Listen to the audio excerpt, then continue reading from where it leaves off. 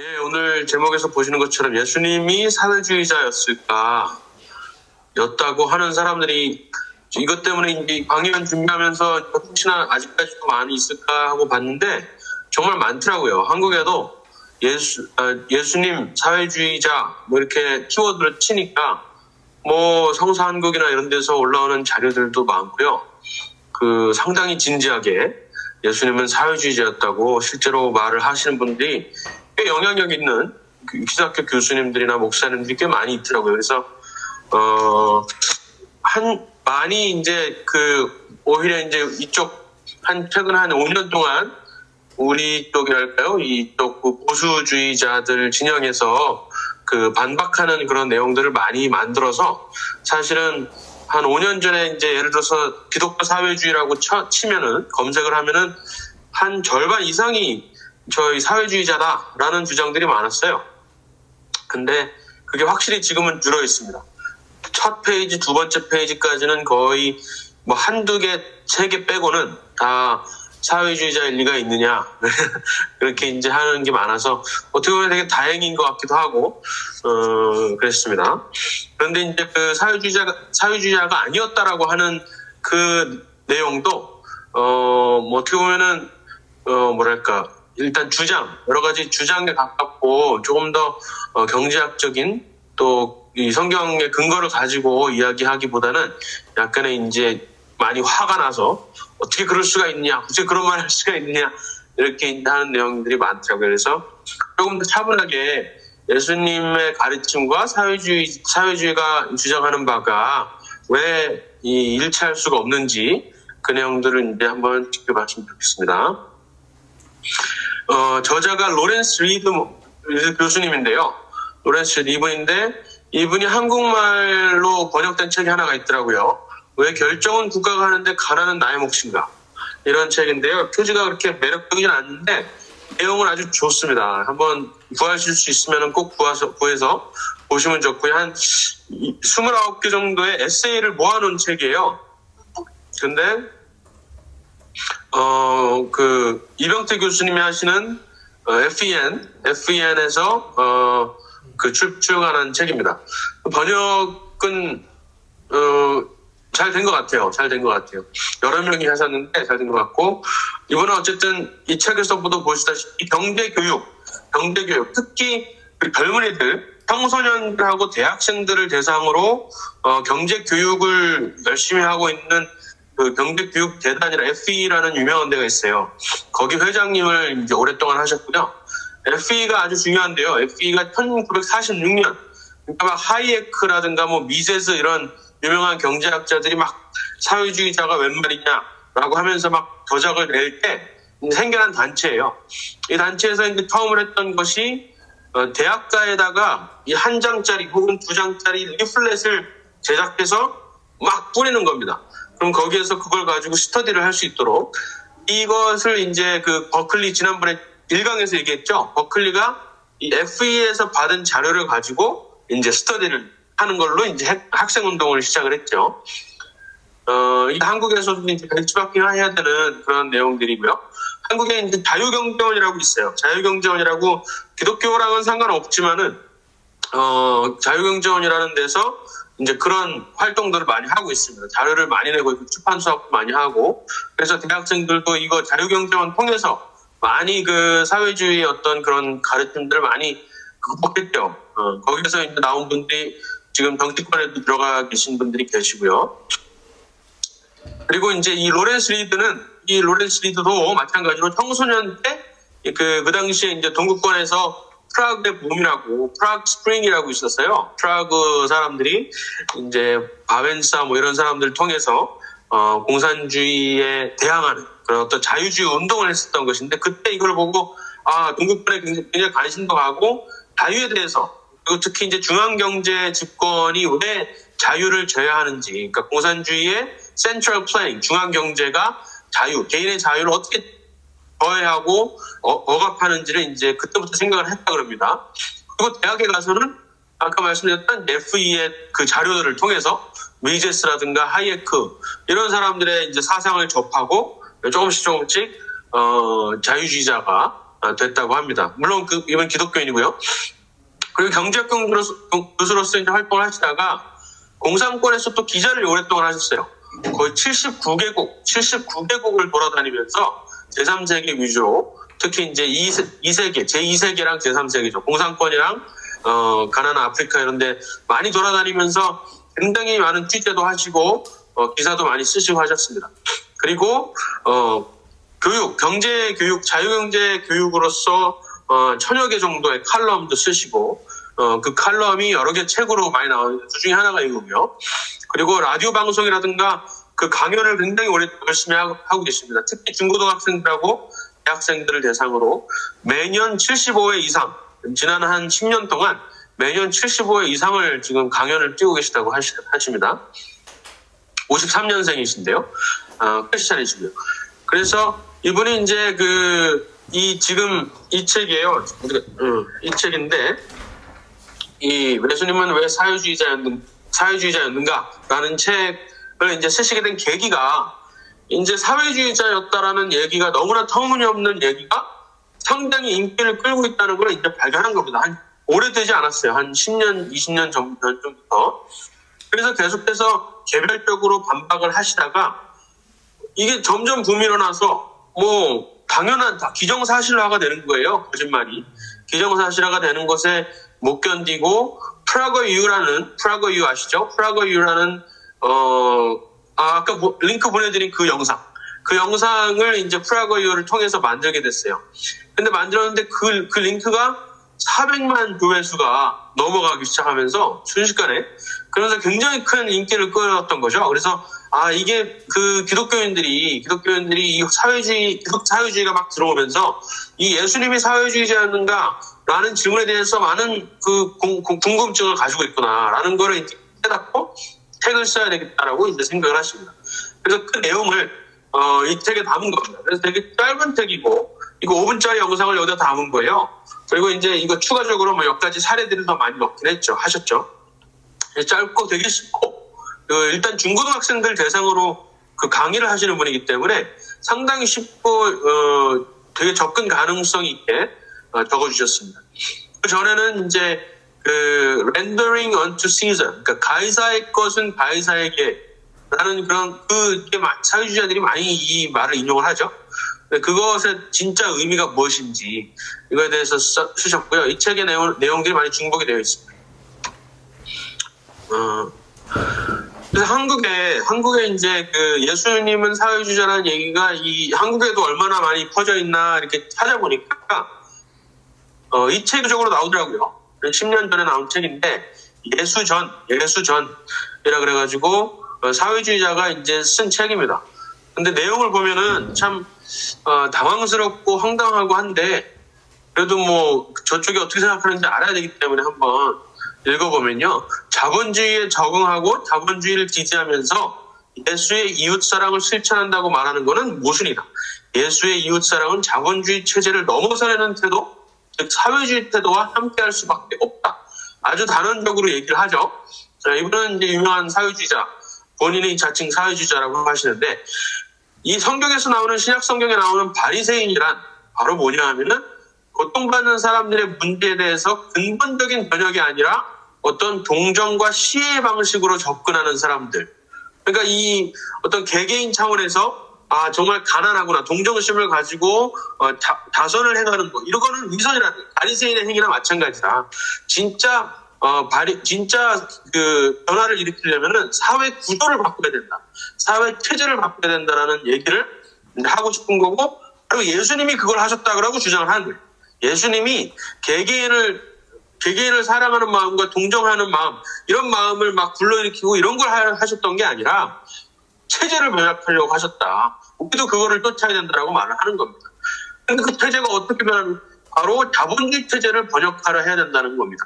고통의 근원이 바로 자본주의 체제이기 때문에 이 체제를 변화시키지 않고서는 모든 걸 다 바리새인 같은 거다. 진정한 기독교인은 가난한 이웃을 돌볼 만한 여유가 있는 선량한 자본주의자가 아니라 가난한 자를 돌보는 것이 그 자체를 위선이라고 보는 거예요. 이 사람은 내가 있으니까 다른 사람 도와준다 이거 아니야. 그거는 선량한 자본주의자라는 거죠. 그러면서 바리새인이라는 겁니다. 자본주의가 철저한 악의 태잼을 깨닫고 이를 바꾸려는 일에 헌신하는 그런 특별한 혁명적인 사회주의자가 돼야 한다. 그래야지 진정한 예수를 따르는 자다라고 이제 말을 하는 겁니다. 완전히 반대죠. 완전히 반대죠. 자본주의는 예수가 반대하는 악의 태제, 바로 그것이다라고 아주 강하게 말을 하고 있습니다. 이런 분들이 근데 굉장히 많다는 거예요. 이런 분들이 굉장히 많고 한국 교회에서 이런 분들이 오히려 더 목소리가 크고 영향력을 많이 행사를 한다고 하는 겁니다. 뭐 이런 뭐 사회주의자뿐만 아니라 평화주의자다, 뭐 페미니스트였다, 생태주의자였다, 뭐 무슨 뜻인지도 모르는, 진짜 뭘 말하는 건지 모르는, 대충 감은 잡히지만은 뭔 말하는 건지 정확한 어떤 근거가 없을 것 같은 그런 내용들이 굉장히 많이 범람을 하고 있습니다. 굉장히 만연하고요. 서점에 가면은 뭐 홍수를 이루고 있죠. 이건 이제 여러분 잘 아시는 김영민 목사라고 하는데, 그 사람이 이제 쓴 맨 얼굴에 대해서, 내용은 모르겠어요. 제목만 가지고 모르겠는데 뭐 뻔하죠. 근데 이게 그 중국에서 오랫동안 한 10년 시진핑 태제 이후로는 아주 본격적으로 진행되고 있는 내용이에요. 중공의 중국 공산당의 12가지 핵심 가치가 있습니다. 뭐 민주, 법치, 애국, 뭐 이런 뭐 애민, 뭐 이런 게 쭉 있어요. 12개가 있어요. 24자 방침이라 그러기도 해요. 각 핵심 가치관이 두 자로 되어 있기 때문에 24방침이라고 하는데, 그러니까 결국에는 공산주의의 철학을 핵심 가치관을 12개로 뽑아놓은 겁니다. 근데 이것에 대해서 각 그 핵심 가치관마다 성경 구절을 이렇게 달아놨어요. 이게 근데 어디 붙여 있냐면 중국의 모든 교회에 다 의무적으로 이것을 붙이게 되어 있습니다.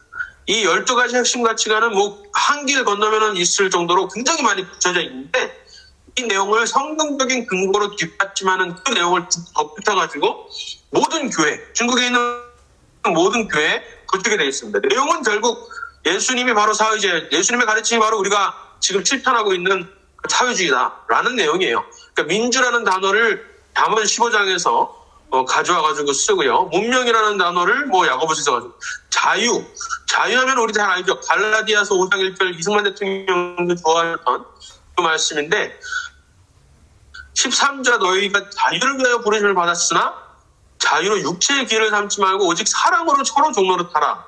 이걸 가지고 사회주의의 어떤 그 주장들을 자유라는 개념을 가지고, 그러니까 지난주에도 말씀드렸지만은 기독교의 어떤 가치관, 원래 가치관들을 용어를 사용해서 바꿔서 말하는 그거를 지금 하고 있는 거죠. 법치화하시는. 이런 식으로 12가지 핵심 가치관을 성경으로 해석을 해놨어요. 그리고 성경의 문자도 바꾸죠. 10계명을 9계명으로 바꾼 거 아시죠? 10계명이 하나가 빠졌어요. 10계명에서 하나가 빠져서 9계명, 나치가 그랬죠. 나치가 10계명을 뺀 게 아니라 2개를 추가해가지고 12계명을 만들어서 교회에서 외우도록 했는데, 하여간 중국도 지금 9계명을 지금 교회에서 가르치고 있습니다. 물론 지하교회가 아니라 이제 정부 그 공산당이 인정하는 교회에서는. 그러니까 그런 식으로 지금 예수는 사회주의자라는 그 주장도 사실은 그 내용인 것 같아요. 사회주의가 어마어마하게 인기를 지금 누리고 있는데, 미국은 어느 수준이냐면요, 18세에서 29세 성인, 그러니까 젊은 성인 중에 절반 이상이 사회주의에 호감이 간다라고 이야기를 했다고 합니다. 그리고 30세 이하의 미국인 유권자, 그러니까 18세부터 30세까지는 버니 샌더스를 1위로 선택을 했어요. 그러니까 2016년이죠. 트럼프 대통령이 됐을 때, 그때 이제 버니 샌더스 그리고 여러 민주당의 후보들이 나왔는데, 그 중에 1위, 그 중에 30세 이하는 전부 다 버니 샌더스를 선택했습니다. 그 선택한 공화당 경선에서 선택한 비율보다 더 높았어요. 그러니까 전부 다 그냥 깔아놓고서는 투표를 했다라고 하면은 30세 이하는 전부 다 버니 샌더스를 찍었을 거라는 것이죠. 그리고 대통령 후보 중에 11명이 있었잖아요. 민주당이 한 10명 있었고 공화당이 14명이 처음에 있었는데, 전체를 놓았을 때 가장 예수의 가르침에 일치했던 사람이 누구냐 했을 때 1위가 버니 샌더스였습니다. 버니 샌더스 여러분 아시죠? 그 사회주의자, 자타 공인 사회주의자 버니 샌더스가 1위로 했습니다. 그리고 18세에서 39세 미국인 중에 절반이 사회주의 국가에서 살기를 그래도 나쁘지 않을 것 같다. 기회만 있다면 살아보고 싶다. 이렇게 말을 했다는 겁니다. 이게 오래된 게 아니에요. 2016년하고 2018년, 19년 이랬습니다. 그러니까 밀레니얼 세대 70%는 사회주의자에게 투표할 의의가 있다. 이런 말을 했습니다. 실제로 버니 샌더스뿐만 아니라 버니 샌더스를 추종하는 사회주의자라고 하는 사람들이 2명인가 3명이 지금 그 하원에 들어가 있죠. 하원에도 아마 1명인가 있어요. 근데 우리나라만, 미국만 그렇지 않죠. 미국만 그렇지 않고 한국도 마찬가지. 한국은 나이대가 근데 아마 이거보다 높을 것 같아요. 이게 18세, 29세 이렇게 돼 있는데 아마 한국은 오히려 10대랑 20대는 요즘 들어서는 약간 오히려 자유주의 성향이 강해졌고 30, 40대가 훨씬 더 그 사회주의 경향성이 더 큰 것 같습니다. 주사파의 영향인 것 같기도 하고요. 근데 뭐 촛불 집회 때 이런 것들 나눠주겠죠. 사회주의가 답이다. 문제는 자본주의자다. 자본주의다. 사회주의 이게 이제 지난주에도 말했지만은 사회주의가 뭘 말하는지 제대로 알기만 하면은 사회주의를 지지할 수가 없는 게 맞아요. 상식적으로는. 왜냐하면은 모든 윤리 도덕을 폐지하자 그러는 거를 제정신의 사람이 누가 지지를 하겠어요? 근데 몰라서 그러는 경우가 대부분일 거라고 이해가 되는 겁니다. 그러니까 대중적인 사회주의의 인식이 뭐냐 했을 때 길거리에 지나가는 사람 딱 잡아다가 사회주의가 뭐냐고 물으면 아마 대부분 이렇게 대답할 거예요. 아니 서로 좋다고 좋은 거 아니냐. 서로 좋은 거. 서로 공유하고 부자가 자기 것을 이렇게 가난한 사람한테 나눠주고 이런 거를 말하는 게 아니냐. 이 대부분의 인식이 아마 그렇게 돼 있습니다. 그러니까 자본주의는 뭐냐? 그러면 아까 탐욕이지. 탐욕스러운 거, 욕심, 돈, 자기 것 버는 거를 딱 움켜잡고 있는 그런 이미지를 딱 떠오르게 되죠. 완전히 사실은 완전 알고 보면은 반대인데 사회주의가 오히려 그거고 자본주의가 오히려 그 생산성을 높여가지고 이 사회를 풍족하게 하는데 뭐 자본주의라고 할 수가 있는데 이거 완전히 바뀌는 겁니다. 자본주의라는 용어가 이제 여기서 계속 활용이 되는데 자본주의라는 용어 자체가 이제 문제가 있어요. 사실은. 왜냐하면 이것도 다캐피탈이라고 해서 그 마르크스가 만든 거거든요. 프레임을 씌우기 위해서 자본주의는 그러니까 자유시장은 자본만을 따지고 사람을 신경 안 쓰고 돈만을 따진다라고 주장하기 위해서 자본주의라는 이름을 붙여준 거예요. 그러니까 자본주의라는 말을 쓰는 거는 사실은 문제가 있는데 어쨌든 자유시장을 의미하는지 우리는 알고 있으니까 자본주의라는 말을 계속 쓰겠습니다. 그런데 사전적인 의미나 이 사회주의를 주장하는 정치인들이나 실제로 공부를 좀 한 사람들, 실제로 자유주의를 원하는 사람들한테 점점 패물어 가다 보면은 결국에는 처음에는 착한 거 서로 다른 사람 도와주는 걸로 시작했는데 결국에는 이 원래 사회주의의 의미로 계속 가게 돼 있습니다. 원래 사회주의의 의미는 뭐죠? 사유재산의 폐지와 생산수단의 국유화. 이게 이제 두 개 핵심입니다. 이 안에는 어마어마한 것들이 무시한 것들이 포함이 돼 있죠. 윤리 도덕의 가치와 이런 것들을 폐지해야 되고 가정이라는 개념 자체도 폐지를 해야지 이 목적을 달성하고 있는 게 사실입니다. 그리고 이제 옥스퍼드 사전, 한국 사전도 마찬가지일 거예요. 생산과 분배와 교환의 수단이 공동체 전체에 의해 소유되거나 조정되어야 한다고 주장하는 사회 구성에 대한 정치 경제 이론. 이게 이제 정확한 표현이기도 하죠. 근데 이제 민주적 사회주의가 아니라 민주적 사회주의라는 말이 이제 많이 나왔고, 버니 샌더스도 민주적 사회주의자라고 그러고, 그러니까 파괴적인 어떤 지금까지 있었던 역사적 사실로 봤던 여러 가지 폐해를 일으킨 그 사회주의가 아니라 우리가 말하는 건 그게 아니야. 라고 이제 말하면서 민주적 사회주의자 이름을 붙였는데, 그러면 그건 뭐냐? 사회주의를 투표로 선택하는 거예요. 투표로 사회주의를 선택하는 겁니다. 우리나라가 지금 그랬죠. 우리나라가 사회주의인지 뻔히 알든지 모르든지 어쨌든 사회주의라는 그것에 현혹이 돼서 괜찮아 사회주의 한번 해보자라고 투표를 한 겁니다. 그러니까 민주적인 방식으로 사회주의를 선택한 것이 민주적 사회주의라는 거예요. 나치가 그랬죠. 나치가. 히틀러가 무슨 군사 독재로 시작한 게 아니에요. 민주적인 투표로 시작한 게 히틀러입니다. 국가 사회주의라는 그 당에서 짐 크로라고 이 1900 내전 미국의 그 남북 전쟁 끝나고 나서 짐 크로라는 사람이 남부 지역에서 어마어마하게 강력한 인종 차별 정책을 했는데 그것도 전부 다 투표로 인해서 물론 흑인들이 투표 못하도록 막은 것도 있지만 어쨌든 민주적인 방식을 통해서 짐 크로는 사람의 정책들을 한 겁니다. 베네수엘라도 마찬가지죠. 아직까지도 베네수엘라는 지금 투표하면 사회주의자 뽑는다 그래요. 아직까지도. 그러니까 몰라서 그럴 수도 있고 언론이 통제를 하고 있기 때문에 그럴 수도 있지만 어쨌든 민주적인 방식은 민주적인 방식이니까. 그런데 이제 사회주의자들한테 이런 것들을 막 따지기 시작하면 똑같은 대답이 돌아오는데요. 북한 사례를 봐라. 중국 사례를 봐라. 성공한 적이 없지 않냐 이런 말을 하면 항상 똑같은 말이 돌아오는 건 뭐냐면 그걸 말하는 게 아니다. 내가 말하는 사회주의는 그런 걸 말하는 게 아니야. 내가 말하는 적인 거 가난한 사람들을 도와주자는 거지. 다선을 더 많이 하자는 거지. 어떤 사람들은 사회주의가 사회성이 좋은 거라고 생각하는 사람들도 있어요. 사회성이 좋은 거. 복지. 부자들의 재산을 가난한 사람들하고 나누자는 거다. 이런 거에 자꾸 집중을 합니다. 근데 사실은 물을 흐리는 거죠. 시작은 다 이렇게 하는데 방금 이제 기독교 사회주의라는 키워드를 쳐보니까는 유튜브에 이동호 목사님이 하신 강연 하나가 있고요. 그리고 또 이덕주 교수가 한 강연이 있더라고요. 근데 처음에는 다 이렇게 시작해요. 처음에는 우리 성경에 나오지 않느냐, 과부와 고아를 돌봐야 된다는 것이 성경의 가르침이다. 구약에도 그랬고 신약에도 그랬고 그것을 따르자고 하는 게 사회주의다. 혁명도 일으켜가지고 부자들을 죽이고 이런 게 사회주의 하는 게 아니다. 이렇게 시작을 해요.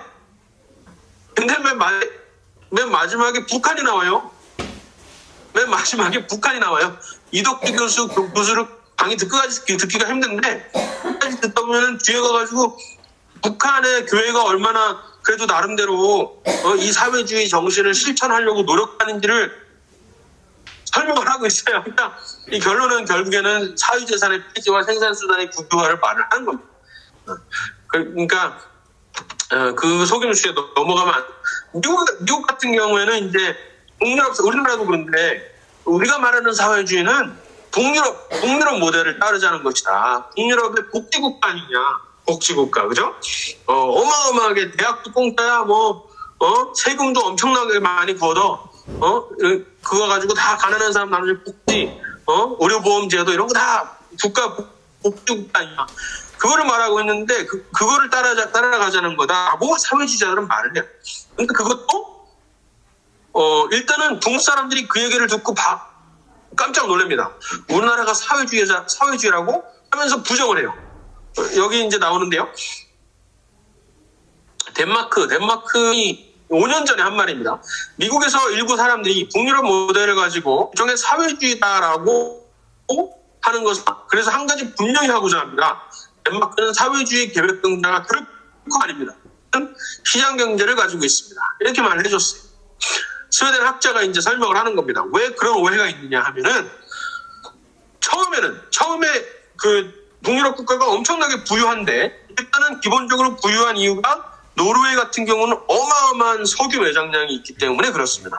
그거 가지고 이제 복지 국가를 할 수 있는 자원이 되는 거예요.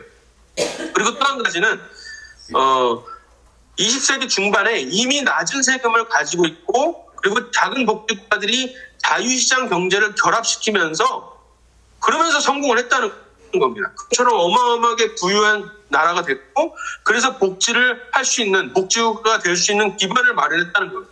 그런데 한 20년 전부터 이것이 고갈이 나기 시작했어요. 사회주의는 언제나 고갈이 납니다. 마가렛 대처가 말했듯이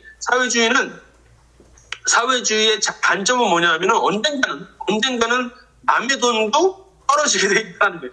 내 돈은 안 쓰잖아요. 사회주의가 남의 돈 쓰는 거잖아요. 근데 그 남의 돈도 언젠가는 떨어진다. 그렇기 때문에 사회주의자가 실패하는 거다. 이렇게 말하는데 결국에는 북유럽 국가도 부유한 시장 경제와 낮은 세금을 통해서 부유하게 성공한 그 체제가 결국에는 고갈이 돼가지고 복지국가 하다 보니까 고갈이 돼가지고 지금은 다시 빽빽하고 있는 거예요. 다시 낮은 세금을 낮추려고 하고 있고 복지를 줄이려고 하고 있고 그거를 지금 하고 있어요. 그러니까 지금 미국이 이제 와가지고 북유럽 복지국가를 따라가겠다라는 거는 말이 안 된다는 것이죠. 우리나라도 마찬가지. 우리나라 사람들도 북유럽 모델을 따라간다 그러는데 그게 말이 안 되는 겁니다.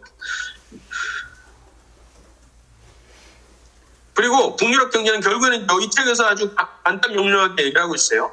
북유럽 경제는 그들이 가지고 있는 사회주의 복지국가성 때문이 아니라 그들이 파괴하지 않은 자본주의 때문에 성공한 것이다.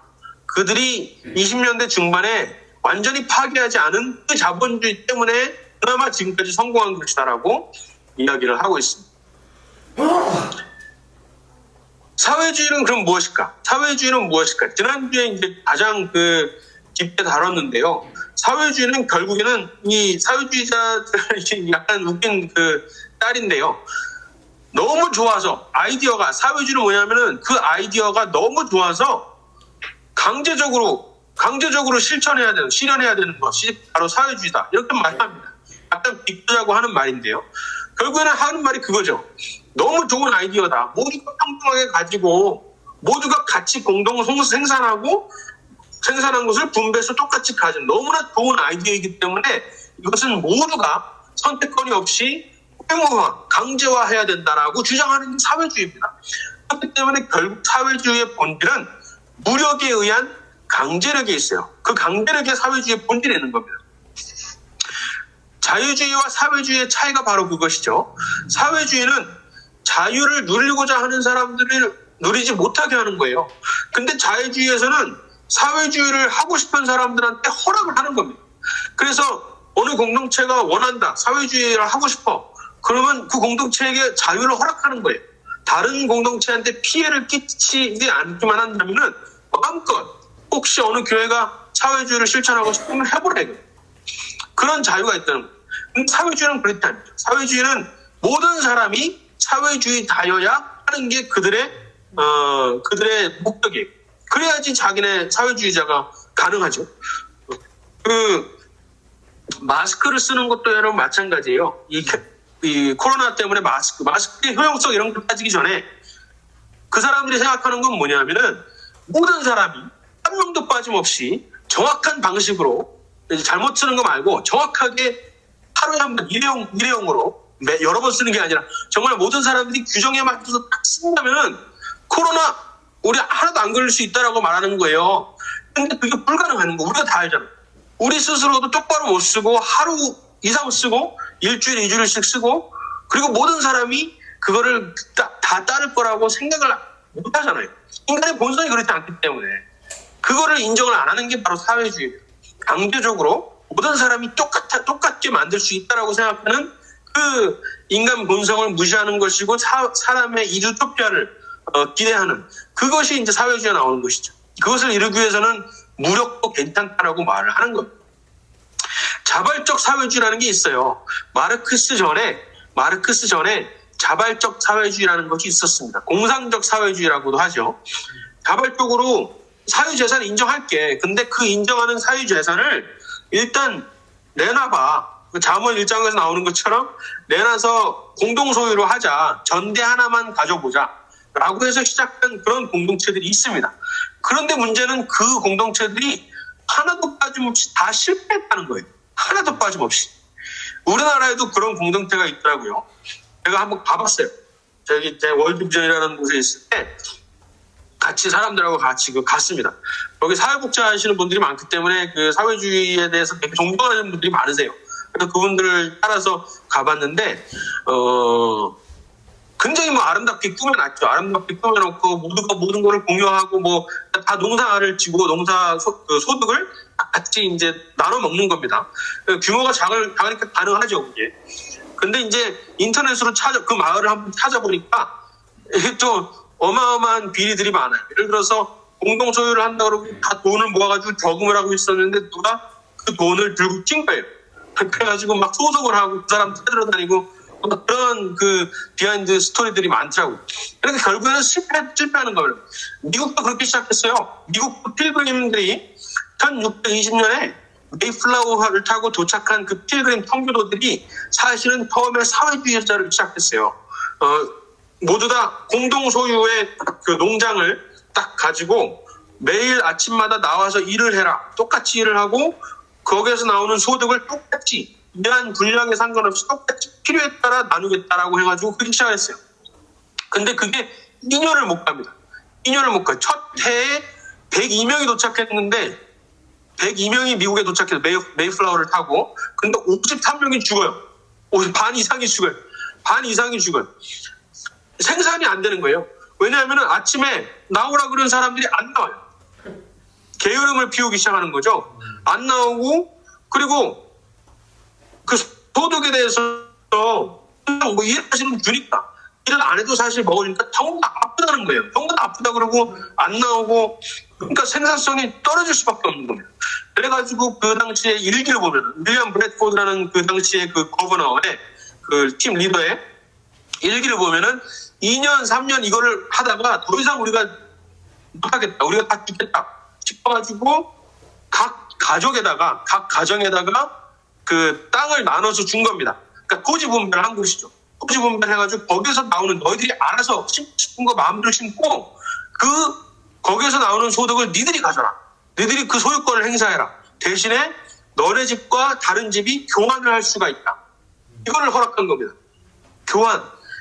물물 교환을 할 수 있도록 한 거예요. 그러니까는 다시 경제가 살아나기 시작하는 거예요. 다시 생산성이 올라가고 다시 살아남을 수가 있었던 겁니다. 그런 역사를 가지고 있기 때문에 미국의 사회주의에 대한 경계가 처음부터 있었던 거예요. 마르크스가 그 뒤에 막 나와가지고 사회주의가 미국에 들어와가지고 오웬 아시죠? 로버트 오웬인가요? 오웬이라고 한국 그 신학 하다 보면은 다 배우는데 영국 신학자인데 오웬이라는 사람이 기독교 사회주의자 원조죠. 기독교 사회주의자. 이 사람은 사유재산의 폐지를 주장하진 않아요. 근데 이제 그 자발적인 사회주의를 주장하는 거죠. 이 사람이 영국에서 해다가 실패를 하고 미국의 새하늘 새 땅에서 미국에서 한번 시작을 해보자 그래가지고 미국 가가지고 미국 대통령한테 허락을 받아요. 그럼 대통령 한번 해봐라. 저기 공동체 뉴하몬이라는 공동체를 줘요. 그래가지고 한 100명 정도 모여가지고 오웬의 방식대로 자발적으로 자기 소유를 다 내고 소득을 공유하면서 뭐 성경에 사도행전에 나오는 대로 서로 통용하며 공유해서 쓰는 그런 그것들을 만들었던 거예요. 근데 2년을 안 가서 전부 다 실패합니다. 그 뉴하몬이라는 공동체를 다시 따라해서 여러 공동체가 세워졌어요. 공산주의 공동체가. 근데 전부 다 실패했어요. 전부 다 실패했어요. 그러니까 결국에는 사회주의는 생산수단의 국가 통제를 주장을 하는 겁니다. 각 공동체가 통제를 하는 것이 시도가 됐지만은 그거는 실패를 했어요. 그렇기 때문에 더 이상 그걸 주장하는 건 의미가 없고 결국은 사회주의자를 주장하는 사람들이 원하는 것은 국가가 통제를 해야 된다는 겁니다. 중앙정부 권력이 집중이 돼야 되죠. 그렇게 하려면은. 그리고 그러니까 재물의 인위적이고 강제적인 평준화와 재분배를 주장하는 것입니다. 사회주의는 결국 그거예요. 여러 가지 착한 말, 듣기 좋은 말, 여러 가지 현혹적인 말, 묘사효가 다 나오는데 다 틀린 말이고 결국에는 사회주의가 주장하는 바는 저겁니다. 강제성이 필수적으로 따라올 수밖에 없고요. 근데 사회주의자들이 많이 주장하는 기독 사회주의에서 나오는 얘기가 사도행전 사례를 들죠. 사도행전 2장에 믿는 사람들이 모든 물건을 서로 믿는 사람이 다 함께해서 물건을 서로 통용하고 재산과 소유를 팔아서 각 사람의 필요를 따라 나눠주며 이 말을 가지고 이거 봐라. 초대교회는 사회주의 공동체였다라고 말을 하는데요. 이거 내용을 잘 읽어보면 그 얘기를 하는 게 아니죠. 그 얘기를 하는 게 전혀 아니죠. 어디까지나 자발적인 그 헌금을 말하는 거예요. 헌금. 그죠? 우리 교회에서 헌금 내듯이 교회가 자선 활동을 하기 위해서 헌금을 걷듯이 헌금을 내는 것을 말하는 거지. 이 구절 어디에도 이 구절뿐만 아니라 신약 성서 어디에도 국가나 정부가 이렇게 해야 된다라고는 나오지 않습니다. 강제적으로 사람들의 돈 있는 사람들의 것을 뺏어서 가난한 사람 나눠준다 이런 개념이 정부가 그렇게 하는 게 전혀 없다는 거예요. 어디를 찾아봐. 그 결국에는 사적 소유권이 여전히 작동한다는 것이죠. 일단 재산과 소유를 팔은다는 거, 팔아서 이윤을 챙긴다는 것 자체가 일단은 사적 소유권을 말하는 거예요. 그것을 가지고 자발적으로 필요에 따라서 나눠준 거죠. 그죠? 강제성은 여기에도 나오지 않아요. 강제성이 보이지 않습니다. 그리고 이것은 규범적인 이렇게 해라라는 규범적인 기록이 아니라 기술적인 이러이러했다. 그 당시에 초대교회가 이러이러했다라는 기술적인 기록이죠. 그리고 이것도 처음에 초대교회가 됐지만 나중에 성도들이 많이 모이기 시작하면서 이런 내용들이 없어집니다. 이렇게 막 통용했다 이런 말이 없어져요. 그리고서는 오히려 자본주의 체제를 지지했다라는, 그 당시에도 그 체제를 근거로 생활을 했다라는 내용들이 오히려 많아집니다. 초대교회 때도 그랬고 나중에 교부들도 그런 내용들을 많이 이야기하고 있습니다. 그러면 지금 이제 성경에서 나오는 여러 가지 비유와 그런 것들 중에 사회주의자들이 주장하는 것과 자본주의, 오히려 시장경제 체제를 지지하는 그런 성경 구절들을 한번 찾아볼게요. 여러분들이 각자 찾아보신 그 성경 구절들하고 한번 비교해 보시고요. 이 발표가 끝나고 빼먹은, 제가 커버하지 못한 그런 구절들이 있다면 이제 나눠주시면 좋겠습니다. 포도원 일꾼의 비유입니다. 포도원 일꾼. 여러분 잘 아시죠? 아침에 이 땅 주인이 나가가지고 포도원을 빨리 수확을 해야 되기 때문에, 이게 썩기 전에 빨리 수확을 해야 되기 때문에 사람들을 모집합니다. 놀고 있는 사람들을 다 데려가가지고 얼마를 줄게 라고 약속을 하고 그걸 합니다. 근데 정오가 되니까는 이게 이 속도로는 안 되겠어요. 더 빨리 수확을 해야 돼요. 그래가지고 다시 나가서 놀고 있는 사람들 데려다가 수확을 하는데 이번에는 시급이 더 높아요. 그러니까는 그 남은 시간이 얼마 안 됐잖아요. 반나절밖에 안 남았는데 처음에 주겠다고 하루 종일 일하는 사람들하고 똑같은 금액을 주는 겁니다. 그러니까 시급이 훨씬 더 높아진 겁니다. 그러고 나서 오후 3시가 됐는데도 이 수확을 더 빨리 해야 되니까, 그러니까 수요와 공급의 원리를 따지는 거죠. 그래가지고 더 많은 사람들 고용하는데 이 사람들은 뭐 3시간밖에 일을 안 했는데도 하루 종일 일하는 사람들하고 똑같은 급여를 받습니다. 그러니까 결국에는 시급이 올라간 거죠. 이것은 결국에는 수요와 공급 개념을 이야기를 하는 겁니다. 그리고 시급 차이가 있을 수밖에 없다라는 것을 이야기를 하고 있죠. 그리고 내가 나중에 하루 종일 일하는 사람들이 불평을 하잖아요. 그러니까 그 사람들한테 땅 주인이 하는 말이 뭐예요? 예수님의 비유 안에서는 내가 너희들하고 약속을 하지 않았냐? 얼마 데나리온을 주겠다고 약속을 했는데 왜 불평을 하느냐? 그러니까 이것은 계약 조건. 처음에 계약을 했던 것에 대한 그것을 약속을 지켜야 하지 않겠느냐라고 얘기를 하는 거예요. 그러니까 고용주와 고용인 간의 계약 조건을 이야기하는 거예요. 그리고 노동은 선한 것이고 게으름, 일하지 않고 놀고 먹는 거는 나쁘다는 교훈을 주고 있어요. 어찌하여 이제 바깥에 나가다가 놀고 있는 사람, 어찌하여 너희들은 왜 놀고 하루 종일 놀고 서 있느냐, 이렇게 질책을 하시는 듯한 투로 이제 말을 하면서 데리고 옵니다. 그리고 사적 소유권에 대해서 분명하게 말씀하시죠. 내 것을 가지고, 내가 땅 주인이 내 것을 가지고 내 뜻대로 하는데 너희들이 왜 문제를 삼느냐? 내가 하는 거는 선한데 그 선함 때문에 너희들이 나를 악하다 그러느냐? 내 사적 소유권을 지키고 내 것을 지키고 내가 원하는 대로 이것을 쓰는 것은 선한 것인데 왜 이것을 가지고 너희들이 악하다고 하느냐? 이 악하다고 하는 이유는 뭐예요? 결국에는 질투죠. 그죠? 더 높은 시급을 받은 사람들에 대한 질투가 그 근원이 되었던 겁니다. 그죠? 결국에는 사회주의가 아니라 사적 경영, 사유재산, 그리고 자유시장 관념에 기초한 이야기, 비유를 가지고 교훈으로 말씀하고 계신 겁니다. 예수님께서. 달란트 비유도 마찬가지죠. 달란트 비유 더 확실하죠. 10달란트, 5달란트, 1달란트 이제 받아놓고서는 10달란트를 투자해서 20달러를 만든 사람은 착하고 충성된 자나 잘하였도다 이렇게 말하고요. 하나도 하지 않고 돈을 그대로 땅에 묻어가지고 썩혀놓은 사람은 악하고 게으른 종아, 이를 갈미 있으리로다. 이렇게 하면서 비생산성을 굉장히 징계를 하십니다. 그리고 예수님께서 재분배를 하세요. 재분배를 하시는데, 아니 차라리 1달러를 뺏어서 그러니까 일을 안 했으니까 뺏는 거는 괜찮아요. 그렇죠? 사회주의자들이 보기에도. 그럼 뺏어서 5달란트 있는 사람한테 주면은 이게 맞잖아요. 적게 있는 사람한테 채워주는 거 아니에요. 뭐 사회주의 원리에 어느 정도 재분배라고 할 수 있죠. 근데 또 반대로 가셨어요.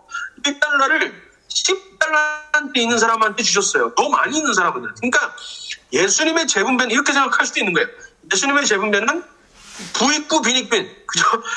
있는 자는 받아서 풍족하게 되고 없는 자는 그 있는 것마저도 빼앗기리라. 이렇게 말씀을 하시는 겁니다. 그러니까 상당히 냉정하게 보일 수가 있는데 생산성에 대해서 그렇게 중요하게 생각하시는 겁니다. 생산성, 게으름에 대해서 굉장히 징계를 하시고 더 큰 생산성을 보여주는 사람한테 더 주는 것이 예수님의 원칙이었고 그게 바로 시장경제의 원칙이라는 것이에요. 그리고 선한 사마리아인도 마찬가지입니다. 선한 사마리아인의 비유를 가지고 사회주의자들이 이제 또 주장을 하는 것이 이거 봐라, 가난한 사람들 도와줘야 되지 않겠느냐 이렇게 말하는데 당연하죠. 예수님이 가르치는 가난한 고아와 가부를 돌보라는 것이 예수님의 가르침이고 옛날부터 그랬는데 그것에 핵심이 있는 게 아니에요. 선한 사마리아의 비유는 처음에 제사장과 레위인이 그냥 겉으로 보지도 않고 지나갔어요. 이 사람들은 뭐를 상징하냐면 그 당시에 종교 지도자들 그리고 정치 지도자들을 상징을 했던 겁니다. 그러니까 정치 지도자들이 만약에 오히려 나서가지고 도와줬다라면은 그런 비유로 말씀을 하셨다라면은 국가가 나서서 가난한 사람들을 도와주는 것을 옹호한다고 말할 수가 있겠죠. 그런데 그게 아니었어요. 이 강도 만난 사람을 도와줬던 사람은 어떤 정치인이라든가 기득권 어떤 세력이 아니라 개인이었다는 겁니다. 개인. 사마리아인 개인. 그 당시에는 정말 천민에 가까웠던 정말 이상한 취급을 받았던 그런 개인, 사마리아인이 개인의 자발적인 동기에 의해서 선함을 베풀었다는 것이죠. 결국에는 핵심은 자발성에 있습니다. 그리고 이 사람이 도와주면서 이 사람을 도와주면서 당신을 그 제사장이 그냥 지나간 것을 탓했나요? 그러지 않았죠. 나라가 정부가 당신을 이렇게 도와주지도 않고 이렇게 당신을 내팽겨 둔 것에 대해서 불평하거나 국가 탓이라고 하거나 그런 내용이 전혀 없습니다. 자발적으로 도와주고 호텔에 맡겨놓고서는 돌아와서 더 필요한 게 있으면 더 주라는 굉장히 관대한 그런 모습을 보였습니다. 전부 다 자기의 돈을 사용을 해서. 결국에는 사회주의자들은 개인의 어떤 그런 개혁, 개인의 자선, 아까도 말했지만 개인의 자선에는 관심이 없어요. 개인의 자선을 베푸는 것이 오히려 바리새인이라고 말을 해요.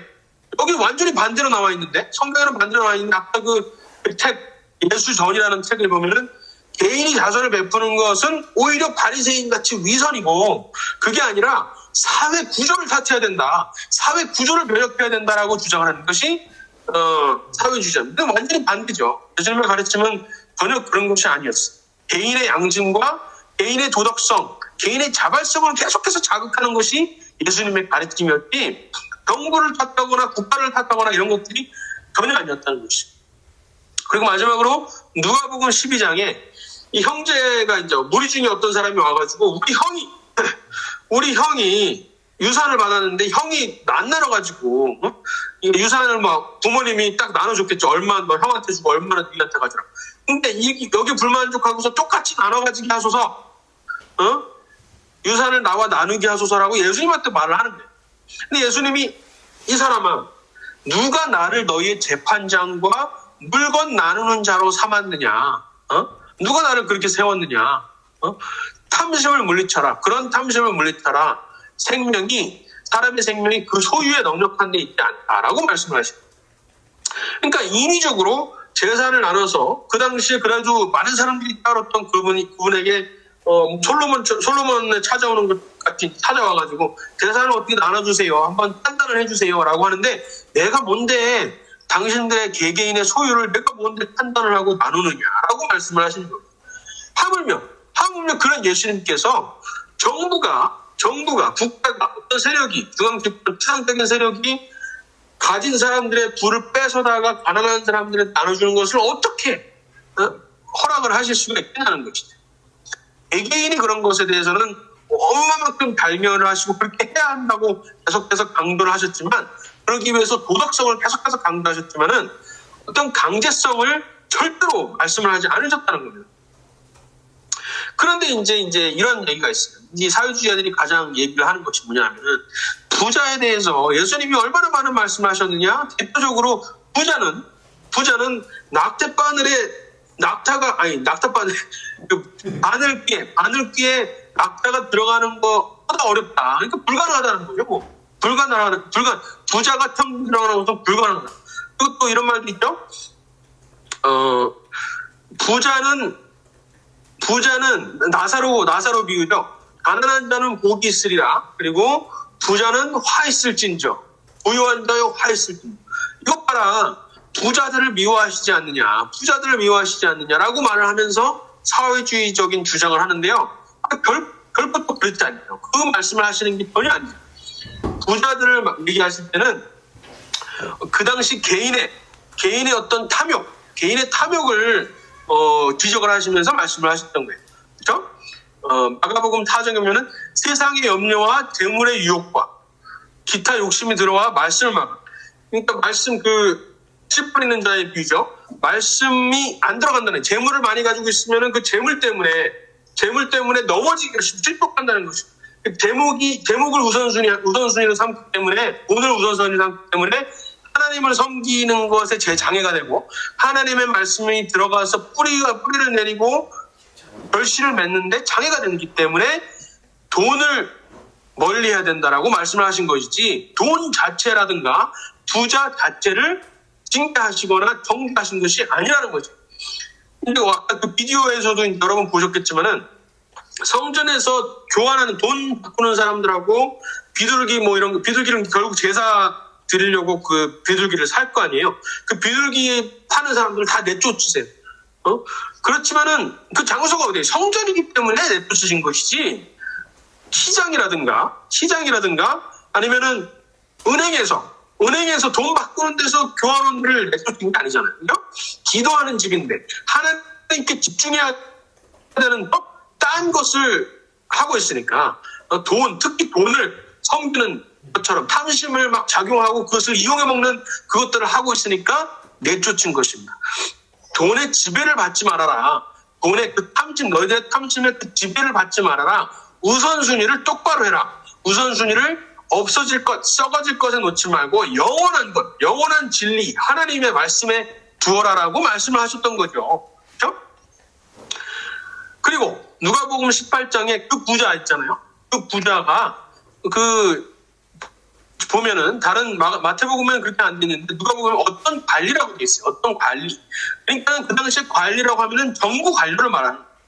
근데 그 당시 정부 관료가 부자가 됐다는 것은, 재물이 많았다는 것은, 그 당시에 어떤 문맥을 봤을 때는 이것은 착취를 통해서 기업가가 아니라 정부 관료가 돈이 많다 그러는 건 그건 착취를 통해서 그 부를 축적했다라고 밖에 해석이 안 되는 겁니다. 그 당시에 요즘도 사실은 마찬가지일 수가 있는데, 그 당시의 맥락을 보면 그렇기 때문에 그 부자에 대해서 경계와 징계를 내리셨다라고 볼 수가 있는 겁니다. 그리고 또 디모데전서 말씀을 가지고 사람들이 돈은 일만 악의 뿌이라고 하지 않으셨느냐라고 말을 하는데요. 이것도 틀린 말이죠. 돈을 사랑함이, love of money가 아니라 love of money, 돈을 사랑함이 일만하게 뿌리가 되거든이라고 분명히 말했어요. 이것을 탐하는 사람들은 돈을 탐하는 사람들은 미혹을 받아. 그러니까 돈 자체를 가지고 경배를 하시거나 일탈을 하신 것이 아닙니다. 물론 돈이 많으면은 하나님을 섬기기가 어렵다라고 말씀하시는 것은 맞아요. 그렇지만은 그것이 사유 재산을 부정하시거나 이것은 잘못된 것이라고 말을 하신 게 아닌 것이죠. 그리고 이제 누가복음 6장에 평지수훈이라고 그러죠. 산상수훈 하시고 내려오셔가지고 평지에 사시다는 평지수훈인데, 여기서 가난한 자는 복이 있나라고 말씀하세요. 그러니까 그 산상수훈에서는 뭐라고 그러셨죠? 심령이 가난한 자는 복이 있다라고 말씀하셨는데, 내려오셔가지고는 가난한 자는 복이 있다라고 말씀하시고, 화 있는 자요, 화 있을진저, 부유한 자요, 이렇게 말씀하세요. 이거는 확실하게 심령이 가난한 자를 말하는 게 아니라 실제로 재물이 없는 사람들이 복이 많고 돈이 많으면은 정죄, 화가 많다 이렇게 하는 걸로 이제 이해를 하기가 쉬워요. 그렇게 말을 하는 것 같아요. 그런데 그 당시 맥락을 다시 한번 더 봐야 됩니다. 1세기 당시에 부자가 된다는 것은 자유시장에서의 생산성 높은 어떤 기업가적인 활동을 통해서 부를 창출하는 것이 아니라 가장 취약한 방법으로 노동을 착취하는 노예들을 통해서 아니면 세금을 막 과도하게 걷어가지고 거짓말을 해가지고 저울을 삐뚤게 해가지고 착취해서 부를 축적했던 것이죠. 그 당시에. 그렇기 때문에 부자가 된다는 것은 예수님의 가르침에 의거해서 징계를 받아야 마땅했던 것이라는 거죠. 그리고 그 당시에는 또한 가난하다는 것이 어떤 게을러서라거나 금명성실이 부족해서 가난한 것이 대부분 아니었다는 거죠. 신분 때문에, 그죠? 노예라는 신분이라든가 어떤 기회 자체가 없었기 때문에 가난했다는 것이죠. 그래서 그런 사람들한테는 복이 있을 수 있고, 그렇지만 요즘에는 그렇지가 않죠. 요즘에 부자들은 자신의 어떤 경영 정신 그런 것들을 통해서 부를 축적하고, 그리고 가난한 사람들 다 그렇지는 않지만은 기회가 정말 불평등해서 그런 것도 있지만은 많은 경우에 가난한 사람들을 보면은 그 게으름이 끈목을 차지하고 있는 것을 볼 수가 있습니다. 그렇기 때문에 그 당시에 가난한 자를 복이 있다, 그리고 부유한 자들은 저주를 하신 것이 지금 상황과는 맞지 않을 수가 있다고 하는 겁니다. 그리고 이제 저도 이 책을 보면서 알았는데 한 가지 이제 더 설득력이 있는 거가 있는겁니다. 그 부에 대해서 부자들은 저주를 하시고 가난한 자는 복이 있다라고 말씀을 하신 내용들이 전부 다 갈릴리 지방이 아니라 유대 지방, 그러니까 예루살렘 이쪽 유대 지방에 와서 하신 말씀이에요. 근데 그 당시 특성을 보면은 갈릴리는 뭐가 유명했냐면 거기는 경제랑은 상관이 없는 나라였어요. 없는 것이. 거기는 전부 다 그 기업가들이 많았습니다. 엔터프레니어 시티였어요. 경제 활동이 굉장히 활발했어요. 경제 활동. 서로 사고 팔고 이런 문화가 굉장히 활발했던 곳이 갈릴리 지방, 가버나움 지방 이쪽이었고, 이쪽 유대 지방에는 완전히 정치 수도, 그 당시에 정치 수도, 이스라엘뿐만 아니라 그 지역 중동에서 완전히 정치 수도 역할을 했던 정치인들과 제사장들의 비리, 부패 이런 것들이 심정국치를 말합니다. 근데 또 지금까지 말씀드린 여러 가지 부에 대한 교훈이라든가 부에 대한 징계라든가 가난한 자는 복이 있다, 이것들이 전부 다 갈릴리 지방에서 가르치실 때 말씀하신 게 아니라 유대 지방에서 말씀하신 거예요. 유대 지방에서. 그러니까 여기서도 한 가지 확실하게 알 수가 있죠. 부자들은 갈릴리에 더 많았을 거예요. 그죠? 더 많았을 거예요. 그렇지만은 거기에서 어느 누구 부자 한 명한테도 너는 저주를 받을 거야. 부자는 천국에 못 들어가. 이런 말씀을 안 하셨다는 것이죠. 그 말씀은 전부 다 정치권이라든가 어떤 부패를 통해서 부를 축적한 사람들을 상대로 말씀을 하셨다라고 볼 수가 있는 겁니다. 결국에는 가난한 자는 복이 있고 부유한 자는 화가 있다라고 말씀하신 것이 당시에 어떤 그 추악한 어떤 사회 역학, 사회 다이내믹을 비판하신 것이다라고 이해를 할 수가 있어요. 그렇게 따지면은 현재 우리 지금 사회에 자본주의 사회에 물론 부패가 많습니다. 그렇지만은 사회주의와 비교를 했을 때 사회주의 사회가 압도적으로 그 부패가 많죠. 그죠? 그 당시 유대 지방에서 만연했던 그런 부패는 전부 다 지금 사회주의 사회에 훨씬 더 많다고 이해를 할 수가 있습니다. 그러니까 이 구조를 가지고 사회주의적인 어떤 주장을 하는 것이 말이 안 된다고 이야기를 하는 겁니다. 처칠이 이렇게 유명한 말을 했습니다. 사회주의는 실패의 철학이고 무지의 교리, 무지의 그 도금하고 시기 질투의 복음이다. 이런 말을 했어요. 시기 질투의 복음이라는, 결국에는 그 평등이라는 것 자체가, 평등을 주장하는 슬로건으로 이용하는 것 자체가 사실은 시기심, 부자들에 대한 시기심과 질투, 그 부자들이 가진 부에 대한 탐욕에서 비롯된다는 것입니다. 토크빌도 그런 말을 했어요. 평등이라는 평등은 시기에 기반을 둔 슬로건이다라고 토크빌이 말을 했습니다. 그리고 사회주의자들이 이제 얘기하는 것은 모순이 있어요. 자기가 번 것, 자기가 벌어가지고 그것을 소유하는 것을 자본주의적인 욕심이라고 말을 하면서, 그죠? 남의 것을 뺏는 것은 욕심이라고 안 그래요. 그것은 정당한 행위라고 그래요. 그럼 말이 안 되잖아요. 그죠? 내가 번 것을 지키는 것은 욕심이고, 그죠? 다른 사람의 것을 뺏는 정부의 그 행동은 정당하고, 필요한 수단이라고 말을 하는 것이 굉장히 큰 유선이라고 말을 하는 것이죠.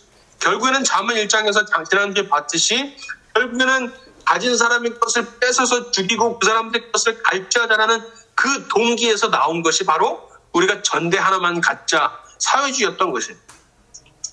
그런 욕심의 반대는 뭘까요?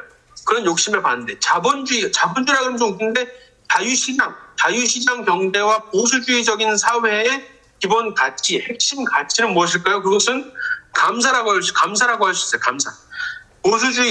보수주의 유명한 학자가 유발 레빈이라는 보수주의 학자가 있는데, 그 보수주의 학자가 보수주의의 그 많은 철학을 단 한 단어로 요약을 한다라고 하실 때 그것은 무엇일까라고 하면은 바로 감사다라고 말합니다.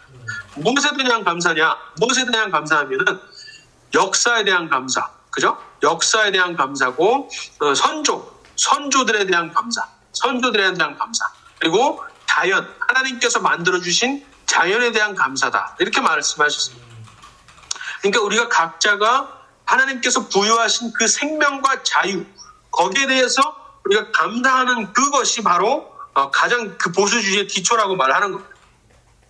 그리고 따지고 생각을 해보면은 행복의 유일한 비결도 사실은 감사에 있어요. 그죠? 사회주의자들은 결코 행복하지 못합니다. 사회주의자들이 선거를 통해서 사회주의를 달성해도 계속 화를 내고 있어요. 계속 분노하고 있어요. 지금 미국에서 트럼프 대통령이 지고서는 사회주의자는 아니지만 어쨌든 그 진보주의자가 이겼는데도 아직까지도 화를 내고 있어요. 포틀랜드에서 계속해서 BLM은 계속 폭동을 일으키고 있어요. 뉴스에 많이 안 나오시죠? 근데 작년 여름에 폭동을 일으켰던 것처럼 이번에도 또 폭동을 일으키는 거예요. 왜? 사회주의자가 아까 우리 때문에 너희들이 당선이 됐는데 왜 우리를 위해서 혁명을 일으키지 않느냐는 거예요. 그 자기네들이 원하는 그 혁명이 아직 안 왔다는 거예요. 가지고 또 불지르고 경찰탄을 불태우고 이러고 있으면 사회주의자들은 결코 행복하지 못합니다. 근데 보수주의자는 행복하죠. 심지어 모든 것을 빼앗겨도 사회주의 치하에서 모든 것을 빼앗겨도 보수주의자, 특히 기독교 보수주의자들은 행복을 유지할 수가 있는 비결이 뭐냐면 바로 우리는 감사할 줄 알기 때문에 그렇습니다. 감사할 줄 알기 때문에. 우리 목숨을 주신 것을 감사합니다. 가족을 주신 것을 감사합니다. 그래도 숨질 수 있는 자유라도 주신 것을 감사하기 때문에 보수주의자는 언제나 행복할 수 있다는 것이죠. 거기에 보수주의자와 보수주의자 아닌 사람들의 차이가 있다고 할 수가 있습니다. 이제 거의 끝났습니다. 마지막으로 보수주의에 대한 심도, 이게 그 영국의 첫 1강에서 말을 했죠. 사미사트가 아니라 샤론 선언문이라고 말했는데, 그게 이제 미국의 보수주의를 가장 잘 압축을 했다 하면은, 이거는 이제 영국의 수장, 영국의 그 당수가, 마이클 하워드라는 보수당 당수가 신문에다 광고를 낸 거예요. 보수주의가 뭔지를 가르쳐주기 위해서, 국민들한테 가르쳐주기 위해서, 보수주의란 이런 것이다, 나는 믿는다라고 하면서 광고를 냅니다. 거기 16항이 나와요. 나는 뭐뭐를 믿는다. 보수주의자는 뭐뭐를 믿는다. 이게 16개가 있어요. 그 중에 3개가 나는 이거는 믿지 않는다예요. 13개는 나는 믿는다고, 3개는 나는 믿지 않는다. 근데 여기서 믿지 않는다가 지금까지 말씀드린 내용, 시익이라는 내용하고 관련이 있어요. 뭘 믿지 않느냐? 누군가 부자이기 때문에, 다른 사람이 부자이기 때문에, 혹은 그 때문에 다른 사람이 가난해졌다고 나는 믿지 않는다라는. 그러니까 사회주의자들이 말하는 거랑 완전히 반대죠. 그죠? 저 사람이 부자인 이유는 내 것을 빼앗았기 때문에, 내 것을 뺏어갔기 때문에 저 사람이 부자인 것이야 라는 것이 기본 전제죠. 결국에는 시기심에서 나오는 것인데 그것을 믿지 않는다는 겁니다. 저 사람이 부자인 것은 저 사람의 생산성이 높아서이지 내 것을 빼앗아서 그런 것이 아니다 라고 말. 그리고 두 번째도 마찬가지예요. 누군가 지식이 있고 교육을 받았기 때문에 다른 사람이 무식해졌다 라고 믿지 않는다라는 겁니다. 누군가가 건강하기 때문에 다른 사람은 병들었다 라고 믿지 않겠다는 겁니다. 격차라는 것은 너무나 자연스러운 인간의 현상이라는 것을 인정을 하는 겁니다. 그것이 어떤 원래는 똑같아야 되는, 결과가 원래는 똑같아야 되는데 그 격차가 생겼어. 그래서 이거를 강제적으로 평등하게 만들어내야 돼라고 믿는 것을 부정하는 겁니다. 우리는 기회의 평등을 믿지만 결과의 평등은 반드시 부정을 해야 되는 것이 맞습니다. 왜냐하면 결과의 평등을 주장하기 시작하면 그것은 개개인의 자유, 개개인의 선택을 박탈하는 것이기 때문에 그렇습니다. 마지막 장입니다. 랍비 조나산 삭스라는 사람이 있어요. 조나산 삭스라고 아주 유명한 영국의 랍비인데요. 이 사람이 많은 책들을 쓰고 아주 윤리학자로서 아주 이름을 많이 했는데 한국에는 많이 알려져 있지는 않습니다. 그런데 이분이 이제 그 템플턴 상을 2016년에 템플턴 상을 받았는데, 템플턴 상은 종교인으로서 혹은 종교 분야에서 어마어마한 업적을 내신 분들한테 주는 상이죠. 우리나라에서는 누가 받았죠? 그 한경직 목사님께서 템플턴 상을 수상을 하셨습니다. 근데 이 책을 수상을 하시면서 연설에서 아주 정말 이 지금까지 말씀드린 것을 완전히 한 문장으로 요약하는 그 말씀을 하셨어요. 바로 도덕을 아웃소싱하지 말아라. 이런 말을 했어요. 이게 무슨 뜻이냐? 우리 개개인이 가지고 있는 양심을 정부에다가 떠맡기지 말라는 거예요. 정부라든가 국가, 우리의 도덕적 책무, 우리 각각 양심이 증언하고 있는, 우리가 이거는 가난한 사람을 도와야 돼라고 하는 그 외침의 목소리를 스스로 행하는 거가 두려워서 혹은 아까워서 그 목소리를 정부에다가 전달하는 겁니다. 정부나 국가에다가 전달을 하고 국가, 구조를 탓하고 구조가 이것을 해결해야 되라고 말하는 거지. 우리나라 진보 좌익들이 지금 여러 가지 조국도 그렇지만 많이 드러나잖아요. 계속해서 분배를 하라고 외치면서 자기는 분배를 안 하고 있어요. 계속해서 부자들은 돈을 내놓으라 그러지만은 자기는 안 내놓고 있어요. 이 사립학교 다 없애야 된다 그러지만 자기 자녀들은 전부 다 사립학교, 유학을 보내면 안 된다 그러지만 전부 다 자기 자녀들 유학을 무조건 같은 데 가 있어요. 그러니까 자기가 자기 양심을 덜기 위해서, 자기 양심의 무거움, 질책을 덜기 위해서 그런 주장들만을 하는 거예요. 그런 말들만을 외치는 겁니다. 그리고서는 그 책임을 정부에다가 전달하는 거예요. 자기 책임을 회피하는 것이고, 사회주의가 바로 그겁니다. 인간 비겁함의 극단이라고 할 수가 있어요. 결국에는 이게 계속되다 보면 뭐가 되죠? 처음에도 양심이 무뎌져가지고 그런 거지만은 계속되다 보면 양심이 아예 소멸돼버립니다. 개인이라는 게 없어져요. 지금 조국이라든가 윤미향이라든가 이런 분들을 보면은 그게 너무나 뻔히 드러나잖아요. 이 사람들이 도대체 아직까지도 계속 트위터를 하고 하면서 뻥pan한 얘기들을 하고 있는 게 상상이 안 돼. 어떻게 이럴 수가 있지 싶지만은 저 사람들 생각을 해보면은 이해가 돼요. 이 사람들은 도덕이라는 개념 자체를, 그 양심이라는 것을 누구한테 팔았어요? 정부한테 맡겨놓은 겁니다. 이것은 정부가 해야 된다라고 도덕을 팔아버린 거예요. 그렇기 때문에 그런 백점들을 계속할 수가 있는 겁니다. 자기 딸은 아직도, 임종석 같은 자기 딸은 아직도 비싼 호화로운 생활을 하고 있지만은 계속해서 부자들은 가난한 사람들 나눠줘야 되라는 말을 뻔뻔하게 할 수가 있는 거예요. 그걸 가지고 누가 얘기를 하면 내 딸이 그런 걸 어떻게 하겠냐고 이제 말하죠. 여러분, 그 어린이집 그 벌금 실험이 있어요. 이것만 얘기하고 마치겠습니다. 이스라엘에서 진행을 했던 실험인데 아마 아실 분들은 아실 수도 있을 것 같아요. 어린이집에서 3시가 되면 아이들을 부모가 찾아가야 되잖아요. 그렇죠? 근데 지각을 하는 사람들이 있어요. 부모가 꼭 지각을 하는 부모도 있습니다. 일하다가 늦거나 뭐 그래가지고 그럴 때는 뭐 어쩔 수 없이 어린이집에 교사 중에 한 명이 남아가지고 그 남은 사람들을 끝까지 이제 봐주다가 이제 퇴근하는 거죠. 그러니까 늦게 퇴근하는 거예요. 그렇게 되면은 이 사람은 손해를 보는 거죠. 이 교사는. 그죠? 그래가지고 그 부모들은 어떻게 해서든지 빨리 와서 이 아이들을 데려가려고 하겠죠. 지각을 안 하려고 노력을 하겠죠. 그죠? 왜냐하면은 도덕적인 양심이 그걸 말을 하고 있기 때문에. 그죠? 그런데 이 과학자들이 실험을 했어요. 이 도덕적 양심을 돈으로 한번 대체를 해보자라고 말한 겁니다. 그래가지고 늦으면 지각을 한 부모한테는 벌금을 매기 시작한 벌금. 그죠? 지각을 몇 분 이상 하면은 $10씩 내세요. 이렇게 말을 한 겁니다. 그러면은 이 사람들이 생각했던 건 뭘까요? 도덕을 어떤 재물적인 손해로 바꿨잖아요. 그렇게 되면 사람들이 욕심이 있으니까 지각을 더 안 해야 된다고 생각을 했겠죠. 근데 오히려 반대의 경우가 나왔어요. 사람들이 더 지각을 하는 거예요. 왜냐하면 내 양심을